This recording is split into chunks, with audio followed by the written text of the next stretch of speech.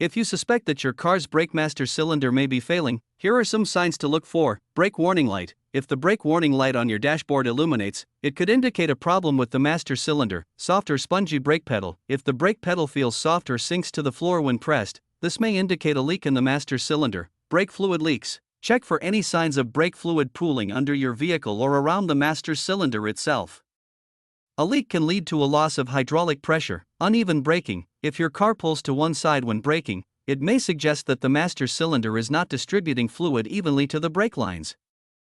Increase stopping distance. If you notice that your car takes longer to stop than usual, this could be a sign of brake system failure, including issues with the master cylinder. Grinding or squeaking noises. Unusual noises when braking can indicate problems within the brake system, possibly related to the master cylinder. Fluid contamination. If the brake fluid appears dark or dirty, it may indicate moisture or contamination, which can affect the performance of the master cylinder. If you notice any of these symptoms, it's important to have your vehicle inspected by a qualified mechanic to diagnose and address the issue promptly.